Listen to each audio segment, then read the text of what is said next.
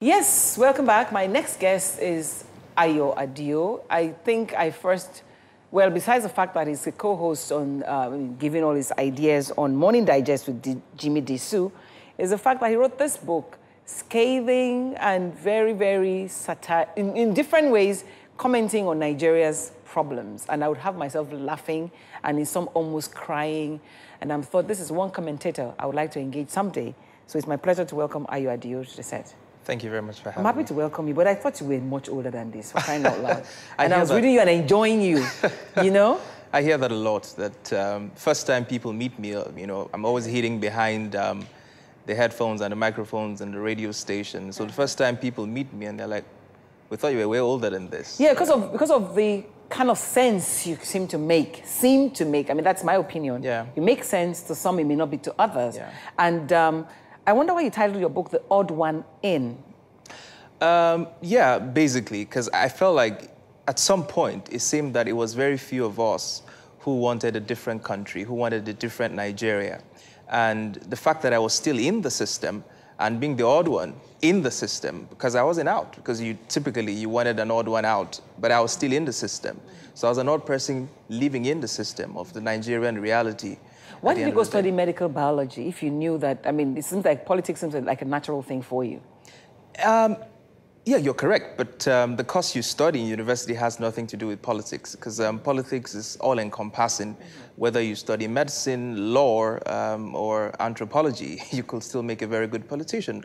And to us here in Nigeria, you must be interested in politics. You have to be interested in the quality of the people that govern you. Otherwise, you'll be led by second 11. Have you always been like that? I mean, I know that you've organized all kinds of conferences, and you grew up in Kano. Yeah, I did grow up in Kano. And you were born in Kwara? Born in Kano, actually. Oh, born in Kano? Yeah, I was born in Kano. Yeah. And when did you leave Kano? I left Kano sometime in 2013. That was You're already literally an adult. Already. Oh, yes, yes. Sometime in 2013, right after, you know, the major Boko Haram attack in Kano State. So is it that experience that have made you to be some kind of, I would describe it as a detribalized Nigerian, because I see you when you write, when you talk, you have no fear about, you know, even criticizing even our president, if you have to. Yeah, I think I'm a completely detribalized Nigerian. First of all, I was born in Kano, so I typically understand what it is to be a Hausa man. For any other reason, I should be a typical Kano man, if you'd like. You know, you're dressed like one. If we didn't even have an emphasis of states of origin, I would pass for a Kano person. My dad is Yoruba. My mom has a bit of Shakiri in her. So if you look at me critically, I have all shades, whether it's Hausa, Yoruba, Shakiri. So I'm a full-blooded Nigerian, like I like to tell people. So I speak 4 languages: Hausa, Yoruba, Shakiri, English, and a few patches of Igbo here and there. So you seem to be very dissatisfied with the level of our leadership, not necessarily the followership. Yeah. You seem to be more particular about the leadership. Why so? Oh, yes. I have to be honest because with you. Because people blame the followership for electing the kind of leaders that they elect all the time. That's why you have leaders. Leaders are supposed to be there to give direction to the people. And unfortunately for Nigeria, since 1960, the quality of our leadership has been, forgive me, dismal. And I like to make a very simple example. You have right across the country, people are still queuing for petroleum products. If you step outside Lagos, in other cities, people are still queuing to buy petrol. And that's amazing because as far back as 1870, John D. Rockefeller had built pipelines from Ohio to Pennsylvania, 4,000 miles, that's 6,400 kilometers, to move his petroleum products. We have pipelines. Are they working? Why in 2018, you still don't have you still can't move your product from Kano to the Kaduna refinery. That's the quality of the leadership you have. Unfortunately, this group of leaders that we have, sad as it may seem, are not prepared for the future of Nigeria without oil. And that's a reality that we have to confront. Because, for instance, in 2023, the Americans will be the largest producers of oil. And of course, I mean, it's estimated that the global demand of petroleum products will drop by 8 million barrels of oil per day. Imagine the cataclysmic consequences that we have to our revenues that is totally dependent on crude. So what I hear you say is that our leaders are not even thinking that far. Exactly. They're just thinking about getting power, because that's what you always say. It's just a vicious cycle. They keep thinking about the next elections and not the next generation. And that's quite sad. So what does that do to you now in your own intervention? Yes. I know that you're currently supporting someone, I won't name the person, who's running for presidency. Within a party that has said that there's no room for presidency, the APC. Isn't that a high I mean, falutin? first and foremost, the first thing I intend to achieve is to raise the debate, to raise the quality of the debate. Because since 1999, the debate in the Nigerian political atmosphere has always been about whose turn is it to rule, whether it's the South-South, whether it's the North, whether it's the South, and not really about the quality of leadership that the candidate has to offer. It's never been about quality education. It's never been about healthcare. It's never really been about the very things that matter to you and I. It's always been about one big man or one big politician who has been queuing for his turn. And so the first thing we're going to try to do with that campaign is to raise the debate.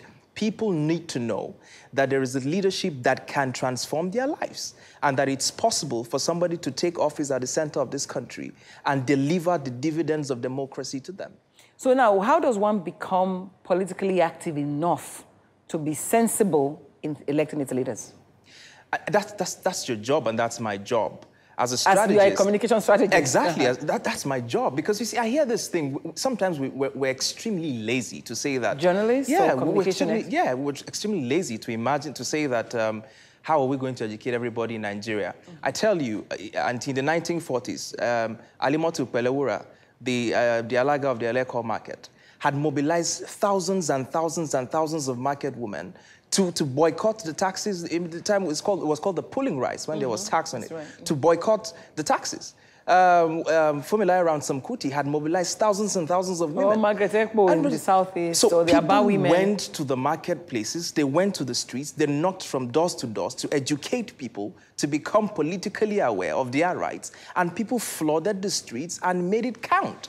So we need to be more proactive. We need to deliver. We need to be more proactive with the issues that we try to combat in our society. So we can't just sit back and assume that things will change if we don't do the hard work. How come you never blamed your environment for the kind of person that you are? Because I never read anything about, you're still very optimistic, because most Nigerians feel there's no home. Just like Ola came back home. Yes. What is it about Nigeria that's still making anybody optimistic? I mean, to be very honest with you, it's hard to be optimistic in Nigeria. It's hard to be optimistic in an environment where you can't even go from Lagos to Ibadan on a well-tarred road. How would you be optimistic? But I still do feel, because of the quality of people I meet every day, people like Dr. Ola, like you rightfully said, the ingenuity, the creativity that you see on the streets of Lagos, Calabar, and what have you, I still believe that there could be a turning point generation. If we focus, if we believe hard enough, if we put our minds and our brains to work, and particularly promote the right people into public offices, there just might be an El Dorado. So I'll talk about that turning point generation when I want you and Ola to discuss this with me. I'll take a break. Thank you, Ayo, for accepting. Your schedule is busy. We've been trying to schedule this thing forever, But I'll be right back with my team. Let's talk about how that El Dorado shall happen. Maybe you'll find your own niche from that conversation.